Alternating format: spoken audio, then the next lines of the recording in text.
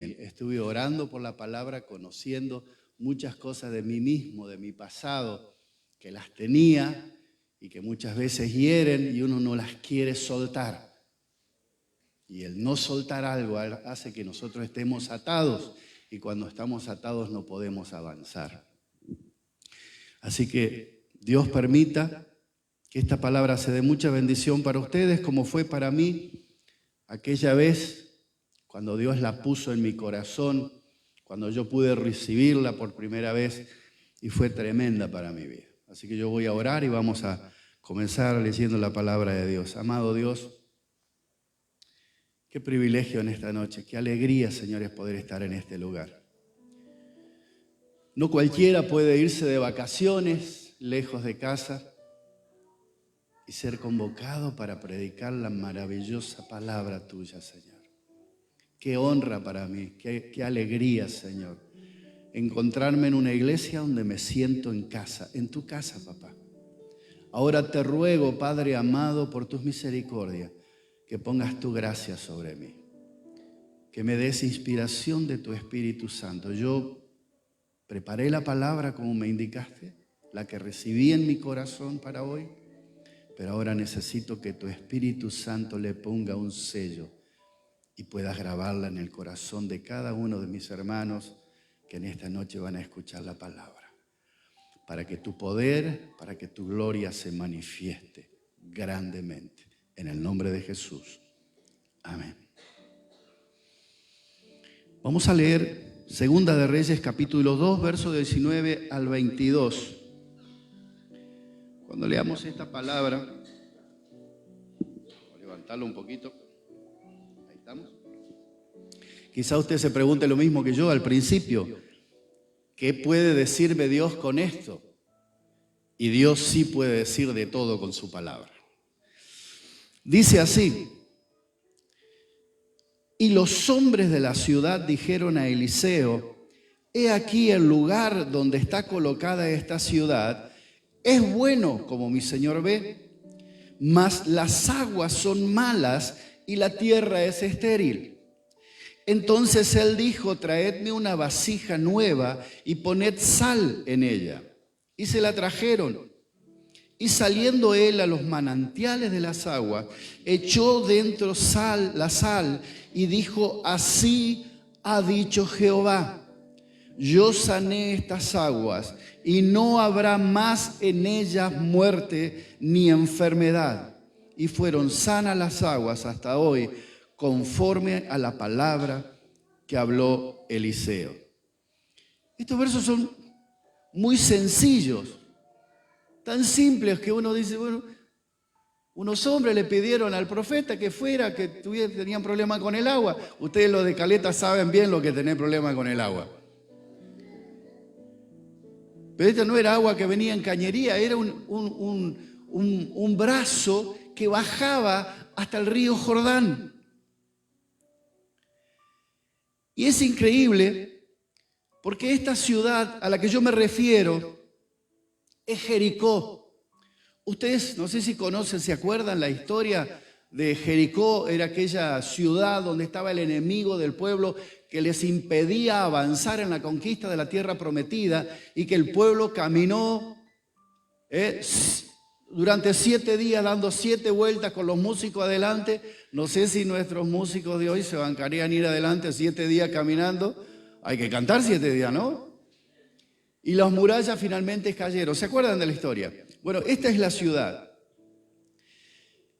En el contexto en que están sucediendo estas cosas, el pueblo de Israel estaba muy mezclado con la gente que había vivido en estos lugares. Pero no solamente que se habían mezclado para vivir, sino que habían tomado para sí sus ídolos y sus dioses, particularmente el dios Baal, que no es mi pariente. Ya. Este dios Baal era el que, según ellos, controlaba todo lo que hacía a la naturaleza, la lluvia, el sol, la fertilidad, las plantas y el agua. Ahora, esta gente no entendía cómo su dios Baal no podía sanar su agua. ¿Qué pasaba? La ciudad de Jericó era una ciudad maravillosa que había sido reconstruida. Estaba a unos escasos 10 kilómetros del río Jordán.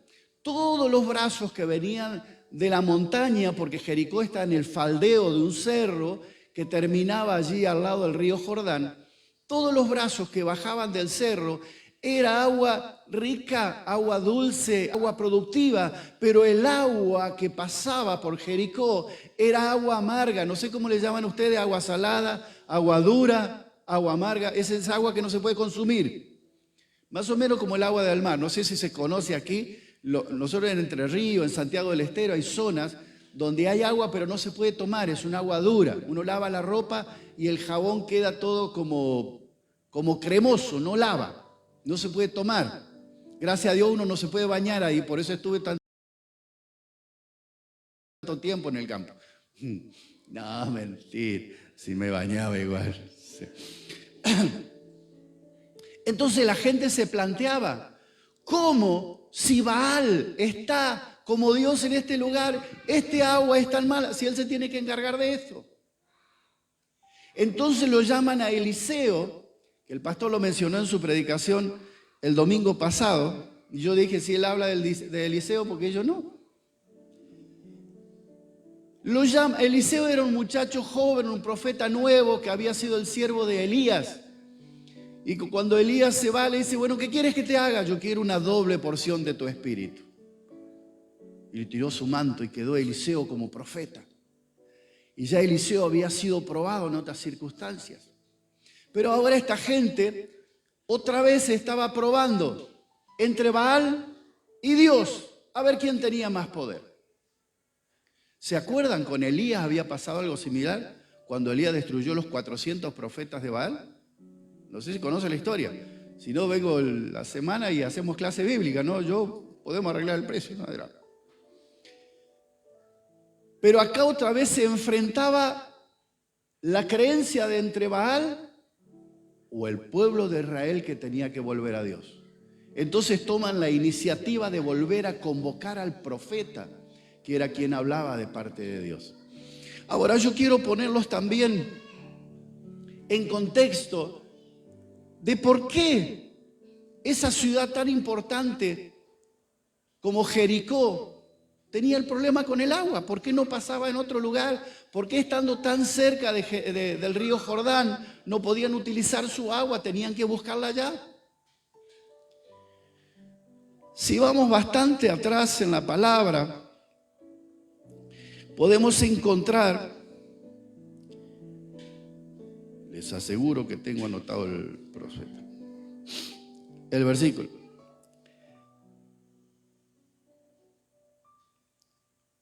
Se fue. Acá está, Josué capítulo 6, verso 26. Josué 6, 26. Es el momento cuando es derribado el muro de Jericó hace 500 años atrás. Una vez que ellos conquistan la ciudad, Dios le dice, ustedes no tomen posesión de esto. Y Josué dice una maldición de parte de Dios. Maldito sea el hombre que reconstruya esta ciudad nuevamente. Lo va a hacer sobre la vida de sus hijos. De su hijo mayor se levantarán las murallas y sobre la vida de su hijo menor las puertas de la ciudad. Entonces 500 años después hay una persona que desconoce el poder de Dios, que está en el primer libro de Reyes, capítulo 16, verso 34. Desconoce el poder de Dios y hace oídos sordos, como decimos, a esta maldición y levanta la ciudad. En ese momento es cuando se pone de manifiesto la maldición que Dios había echado sobre esta ciudad. Tanto es así que al construirla, el hijo menor queda enterrado bajo las murallas y cuando se construye la puerta de la ciudad muere el hijo menor de este rey que construye la ciudad. Desde aquel entonces, la ciudad de Jericó está maldita.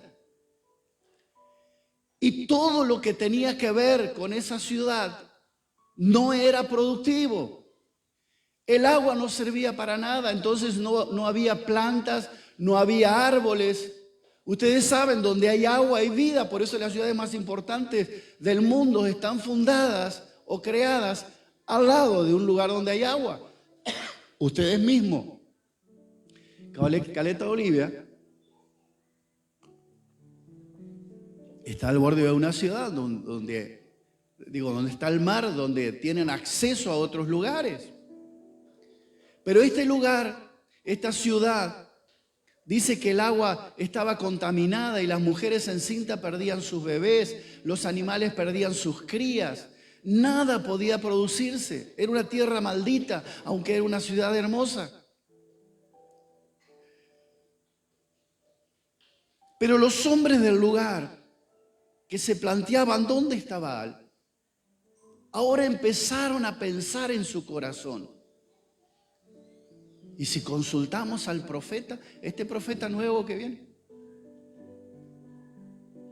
y van y lo buscan al profeta. Recuerde, agua dura, agua salada, no productiva.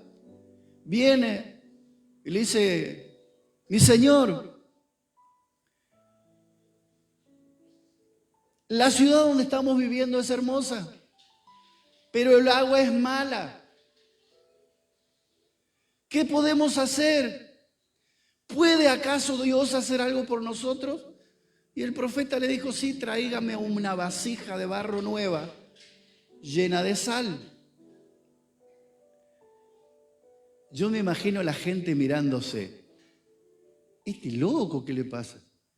El agua es salada y nos pide sal, le echamos azúcar. Pero ¿sabe lo primero que hace esta gente? Obedecieron. A pesar de que para muchos de ellos su Dios era Baal y algunos de los del pueblo de Dios que estaban en ese lugar habían confiado durante muchos años en este ídolo, en este Dios falso, ahora obedecen al profeta. Rápidamente le traen una vasija de barro con sal, y ellos se quedan parados al lado del río. El profeta agarra la vasija y se va caminando hasta donde está el manantial de ese brazo, de ese río. ¿Saben lo que es un manantial? El manantial es una vertiente, es el origen de un río, de un arroyo. Generalmente en los barrancos, en Entre Ríos, por ejemplo, nosotros veíamos en las barrancas cerca del río, donde venía el desagüe de los campos, se formaba un chorrito de agua que provenía del centro, que venía de la tierra. Era un agua muy cristalina, muy pura. Nosotros cavábamos un pozo alrededor y teníamos agua fresca, agua pura, como dice la propaganda, agua de manantial. Esa era el agua de manantial. Los manantiales generalmente pueden estar en la montaña, también en los faldeos de los cerros, donde baja el agua de los cerros, y se forman esas pequeñas fuentes de agua. Y de ahí nacen arroyos que se van alimentando y finalmente forman los ríos. A ese lugar, al origen de ese río, va el profeta y vuelca la sal. Ahora,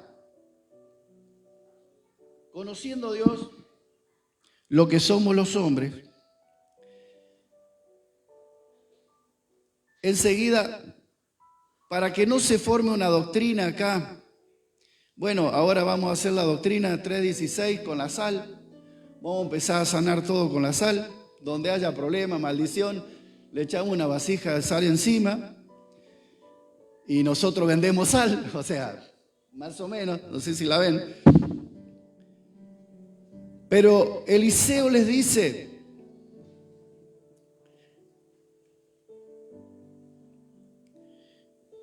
¿sabe qué? Es lindo cuando uno no ve, tiene los anteojos en el bolsillo y no los usa. Y me dice: ¿por qué no estoy viendo? Finalmente uno dice: puedo ver. Bueno, sabe las veces que me pasa.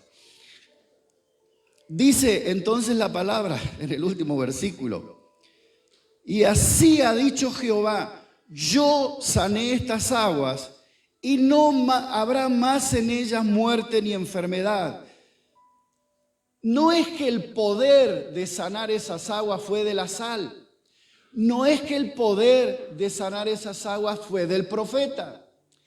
Dice el profeta, dice Jehová, yo sané estas aguas y no habrá más en ellas muerte ni enfermedad.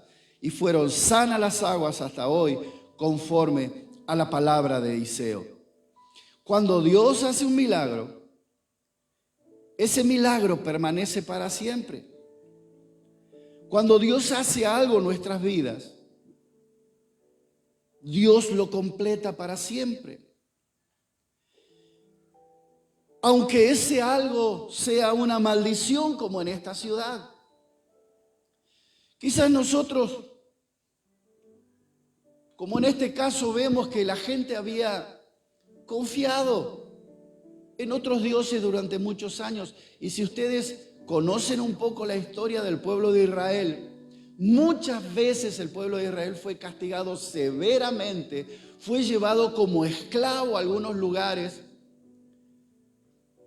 por haber desobedecido el primer mandamiento: amarás a Jehová tu Dios.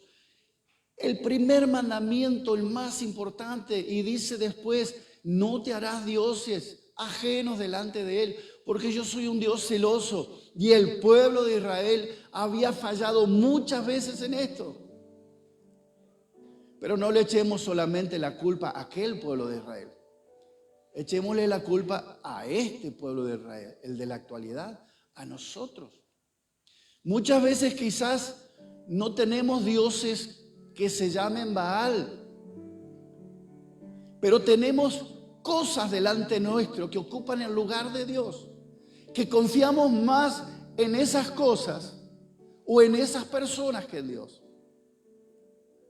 A veces el dinero se transforma en nuestro Dios.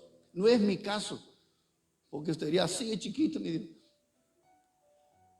Pero a veces el trabajo se transforma en Dios. Le dedicamos demasiado tiempo al trabajo. Y hace que nos olvidemos de nuestro Dios, de nuestra familia, de nuestros hijos y hasta de nuestra salud. A veces las personas se transforman en nuestro Dios. Personas que hagan que nosotros cambiemos nuestra mirada de Dios, la apartemos hacia esa persona. La palabra de Dios dice que lo primero en mi vida debe ser Dios. Y el orden de nuestra relación de amor en nuestra vida es Dios, mi familia, mi ministerio, mi trabajo, etcétera, etcétera. Cuando cambiamos el lugar de las cosas, algo no está bien. Cuando decimos mi esposa tiene el primer lugar de mi vida y Dios el segundo lugar, entonces la cosa no va a funcionar porque yo puse a mi esposa o a mi novia. No, bueno, yo no tengo novia, pero si la tuviera, digo esto porque mi señora está mirando. Pero digo, otro que no tenga esposa, ¿vio? O las chicas que digan, no, mi novio es lo más importante que yo tengo en mi vida. Lo más importante en tu vida, mi hermana, así sea demasiado bonito tu novio, tiene que ser Jesucristo. Tiene que ser Dios. Para que tu noviazgo funcione, Dios tiene que estar en primer lugar. Para que tu trabajo funcione, Dios tiene que estar en primer lugar. Para que tu vida funcione, Dios tiene que estar en primer lugar, no el político de turno. En estos días leía un pasaje interesante, un dicho de un pensador de la historia. Dice, a las personas que hay que enseñarles que el alimento viene de la tierra, no de los políticos. Y esa es la ley de la tierra. Así es como debemos recibirlo. El alimento viene de Dios que nos da en la tierra. Pero hay personas que esperan que otros le den y se quedan esperando. La palabra de Dios dice, aquel que no trabaje, que no coma. Y si yo busco a Dios en primer lugar y le digo, Señor, vos sos mi Dios, como dice tu palabra en el Salmo 23, vos sos mi pastor y yo creo que nada va a faltarme. Hermano, yo le puedo asegurar que nada le va a faltar. Yo me fundí 3 veces, gracias a Dios. 3 empresas fundí. Llevo un récord en mi familia. Yo cuando nos juntamos, me dice, ahí viene el héroe. 3 veces fundió, todos mis hermanos llenos de plata, yo 3 veces fundido. Pero nunca acepté nada del Estado. No porque yo sea orgulloso, no. Porque mi papá me enseñó que todo lo que yo quiero en la vida tengo que conseguirlo trabajando. Y después cuando recibí a Dios en mi corazón, yo entendí que todo tiene que provenir primero de Dios.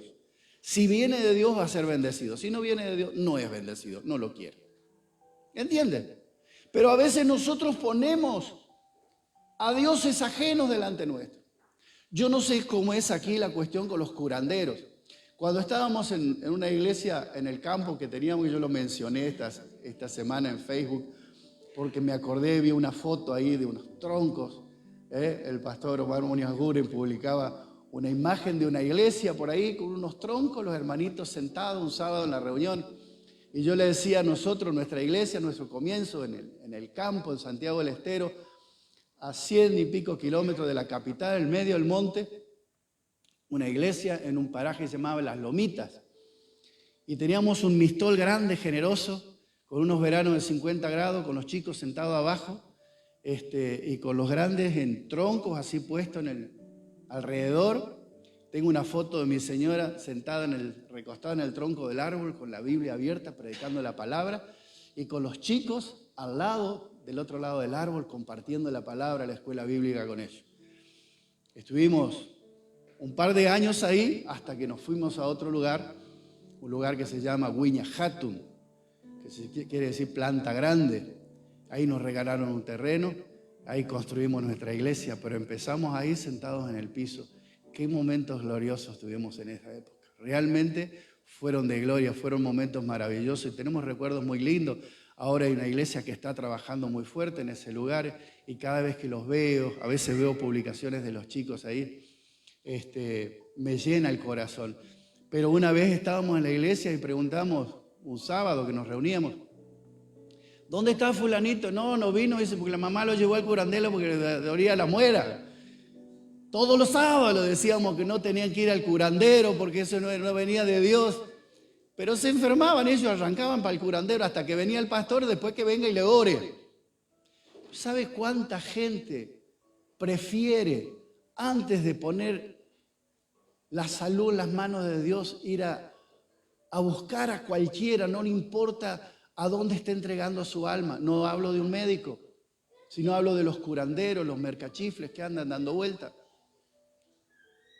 A veces creemos que tener un Dios ajeno es tener a un ente. A veces son cosas demasiado tangibles, pero confiamos nuestra suerte, nuestro futuro, la vida de nuestra familia, de nuestros hijos, nuestro trabajo, a esas cosas y no a Jehová. A veces nos cuesta creer el tiempo de Dios. A veces nosotros oramos por algo. Oramos un día, 2, 3, 5. Pastor, estoy orando hace 4 días que oro. Orar, hermano, todavía te faltan 10 años. Yo hace 10 años que estoy orando por algo. Chao, se quieren ir de la iglesia. Dios tiene sus tiempos. ¿Y sabes qué aprendí yo? Cuando yo estoy orando por algo en particular y Dios no me lo concede, es porque Dios, cuando hace un milagro, lo hace de tal manera que bendice tu vida, la de tu familia y la de tu entorno y de toda la chusma que está alrededor viendo y se burla de tu vida. Cuando Dios hace un milagro y dice, ¡wow! Mira lo que hizo Dios en la vida del tipo ese. Yo quiero ese Dios. ¿Me entienden? Yo podría contarle cantidades de milagros que Dios ha hecho en mi vida. Cosas increíbles, pero increíbles. Son tan increíbles, ni yo las creo. Alguna vez que mi esposa venga a este lugar, yo le voy a decir que ella cuente su testimonio. Sarita lo conoce. Mi señor estuvo durante 20 días por lo menos, donde los médicos habían decretado ya su muerte, que ella no iba a salir adelante. Estaba en coma, en terapia intensiva. Pero yo oraba afuera, yo estaba en una escalerita ahí orando. Y los médicos me decían, no se haga ilusiones, mire, ella está estable. Yo le decía, yo le agradezco todo el esfuerzo que ustedes estaban haciendo, pues yo veía el esfuerzo, pero yo tengo un Dios muy grande. Y cuando usted menos se dé cuenta, mi señora va a estar caminando ahí. Y se iba riendo. Pero eso es para otro domingo que viene, les voy a contar el testimonio. Si no, no va a venir el próximo, pues. Esta es la segunda parte de la trivia. Pero Dios puede obrar en cualquier situación. En mi trabajo, días que yo me volví a casa llorando, porque yo era viajante. Una semana de trabajo, no había vendido nada. Ya me volví a mi casa a la noche, de 11 de la noche. Me llaman por teléfono un cliente si podía ir urgente. Yo estaba en Tucumán, si podía ir urgente a Catamarca. Yo llegué a Catamarca, a ese lugar. Yo trabajaba con material didáctico. Vendía juegos didácticos, juguetes didácticos, los jardines, las escuelas. Vendí en ese lugar lo que por lo general vendía en un mes de buen trabajo. Y esa noche había clamado a Dios: Señor, yo me voy a mi casa, pero yo estoy seguro que vos todavía estás a tiempo. Es jueves, yo estoy hasta el viernes para hacer un milagro. Y Dios me tapó la boca. Porque Dios obra en todas las situaciones. Hay gente que dice, no, Dios en lo económico no bendice. No. La palabra de Dios dice, yo sé los planes que tengo para ti, planes de bien y no de mal, de salud y no de enfermedad, de prosperidad y no de pobreza. Yo no predico un evangelio de la prosperidad, hablo de la prosperidad del evangelio, si soy obediente a Dios. Pero yo hablaba de las maldiciones. A veces tenemos sobre nuestra vida, como este pueblo, como esta ciudad de Jericó, una maldición ancestral que a veces nosotros no sabemos que es una maldición. Y no hablo una maldición de un brujo. No hablo una maldición de Dios específicamente sobre tu vida, para que vos digas, hoy el pastor dijo que Dios me maldijo. No, hermano. Hay maldiciones que nosotros recibimos, que son palabras, son momentos, son actitudes que destrozaron nuestra vida. Quizás nuestra niñez, nuestra infancia, nuestra adolescencia. Y que el diablo se encargó durante toda nuestra vida de decirnos al oído cuán basura, sucio, mala persona que somos por esto que nos sucedió. Antes de venir estaba orando y encontré un pasaje, me lo anoté en el libro de Jeremías. Y es maravilloso porque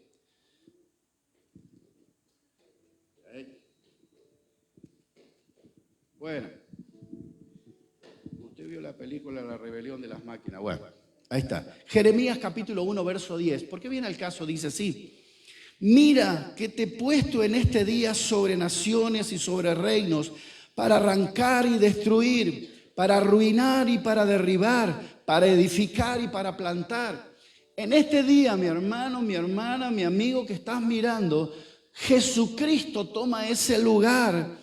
Y en este día Él te dice que está sobre naciones y sobre reinos espirituales para destruir, para arruinar y para derribar todas las mentiras del diablo que el diablo puso en tu vida para destruirte, para frenarte, para impedir que crezcas, para impedir que te desarrolles como deberías hacerlo. Porque Dios tiene un plan perfecto para cada uno de nosotros.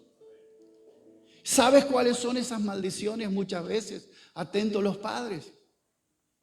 Muchas veces los padres le decimos a nuestros hijos, sos un inútil, no servís para nada, sos un infeliz, nunca vas a llegar a nada. Ese tipo de palabras en el corazón de un niño se van multiplicando toda su vida, y cuando están en la adolescencia creen que es un inútil, creen que es un infeliz, que nunca va a llegar a ser infeliz, creen que nunca van a llegar a nada. Cuando le dicen, papá, yo quiero estudiar, ¿qué vas a estudiar vos? Sos un bruto, anda, dedícate a trabajar. Esas cosas en la mente de un niño, de un adolescente, quedan grabadas a fuego. ¿Y sabe qué hace el diablo con eso? Cuando a lo largo del tiempo queremos emprender algo, hacer algo, el diablo te dice, ¿qué vas a hacer? ¿Vas a poner un negocio? Sos un inútil vos.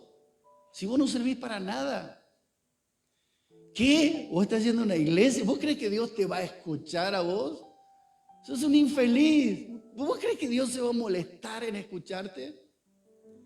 Esas son maldiciones que el diablo puso en tu corazón, que fueron palabras dichas, pero que las puso en tu corazón y cada vez te escarnece con eso. Hay cosas mucho más profundas con las que el diablo muchas veces te molesta a la noche.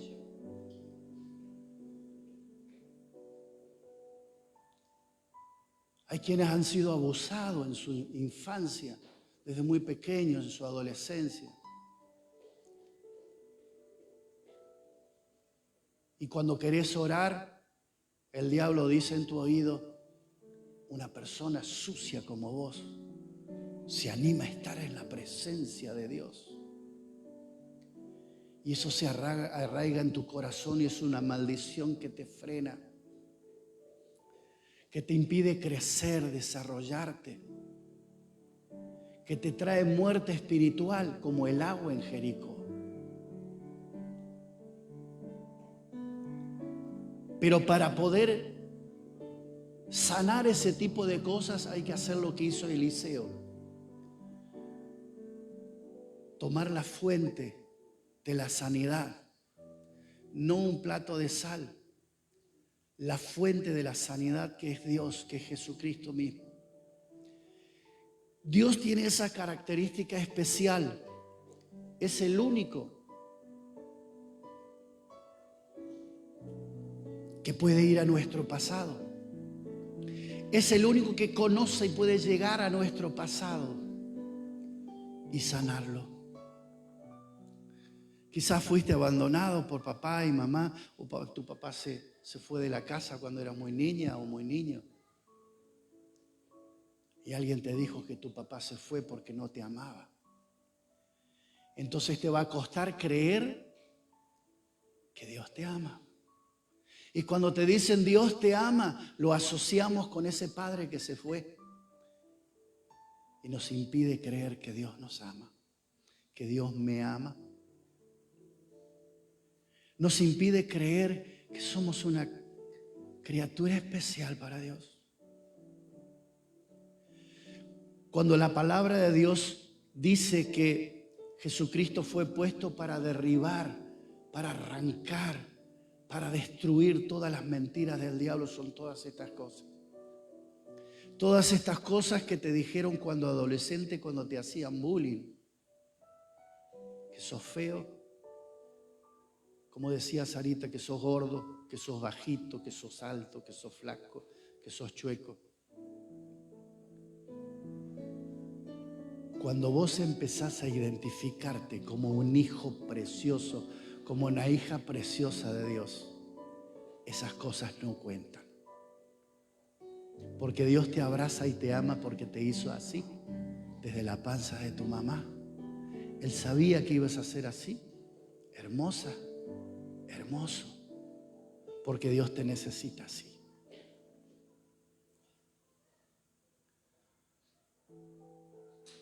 Yo, para poder sanar mi corazón, yo tenía mucha rebeldía, tenía mucha bronca, odio quizás.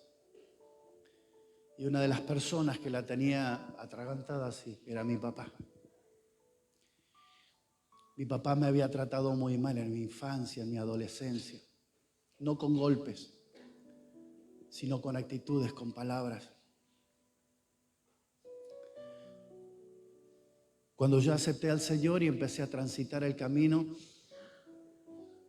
el pastor me dijo,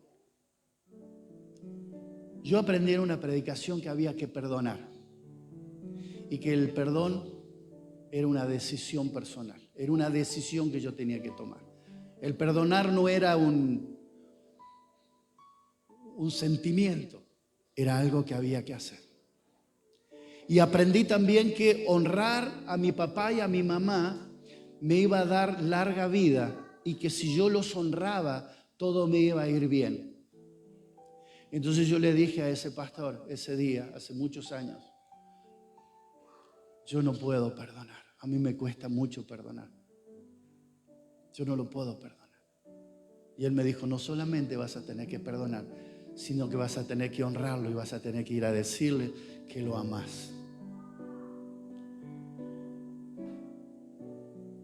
Yo daba vuelta como perro que pateó la olla, mire, daba vuelta alrededor de la idea, daba vuelta. Y cuando me fui a Entre Ríos, porque yo vivía en el Chaco en esa época, llegó un día, me senté al lado de mi papá y le dije todo lo que yo quería decirle, pero esta vez se lo dije de parte de Dios, es decir, él me empujaba.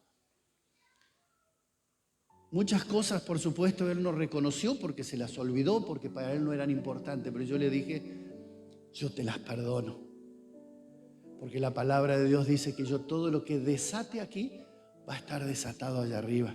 Cuando yo llegue allá arriba, el Señor no me dice, mira, allá abajo no perdonaste esto, eso no está arreglado. ¿Y sabe qué hice también? Le pedí perdón por todas las cosas que yo hice que a él lo ofendieron. Y le dije que lo amaba. Él no entendió mucho. Yo lo abracé, eso sí lo entendió. Hasta hoy, hace 30 años de esto, yo tengo una hermosa relación con mi papá. Tenía una muy linda relación con mi mamá, a la que amaba mucho. Ella partió con el Señor hace algunos años. Y hasta hoy con mi papá tenemos una buena relación. Y mi alma está sin el peso de ese pecado. Porque el no perdonar también es pecado. Por eso yo en esta noche quiero decirte que de la misma manera en que Dios en aquel momento sanó ese agua para que ese pueblo volviera a tener vida, yo quiero poner en tu corazón en esta noche la posibilidad, la oportunidad de que le entregues a Dios eso que está en tu corazón escondido y que solamente vos sabés, que nadie más sabe. Eso que de noche te despierta. Yo tenía algo desde mi adolescencia que me despertaba, era una carga. Yo lloraba de noche, no me dejaba dormir hasta que fui muy grande, casado inclusive. Y con mi Señora oramos para que el Señor me limpie de eso en mi corazón. Era una tontería, pero el diablo me tenía aprisionado, prisionero.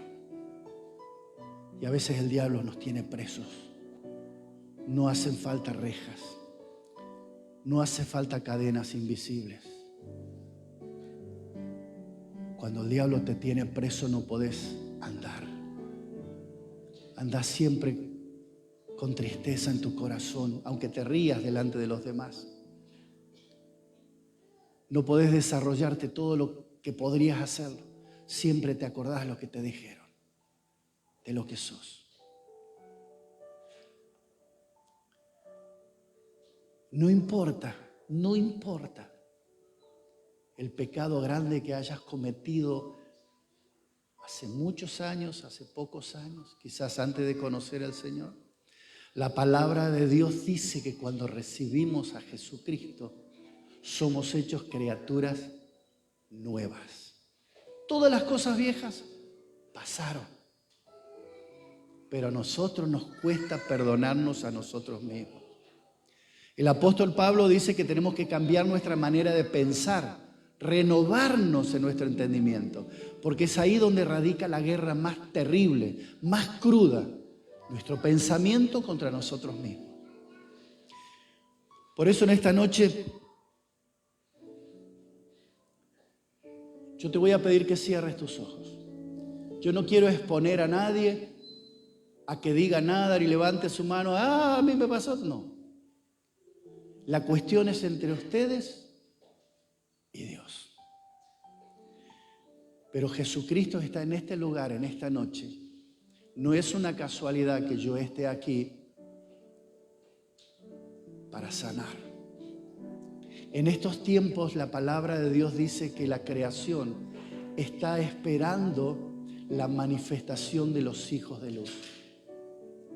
Y para que nosotros podamos manifestarnos a las personas, tenemos que estar sanos en nuestro corazón. Tenemos que ser libres. ¿Cómo puedo ayudar a liberar a una persona si yo estoy prisionero? Tenemos que sentirnos amados. ¿Cómo puedo hablarle de amor a una persona si yo siento que Dios no me ama? Así que cierra tus ojos. Cuando yo esté orando, si tenés ganas de pasar adelante para que oremos por vos, no es obligación, podés pasar. La palabra de Dios dice: pongan las cargas de unos en los otros.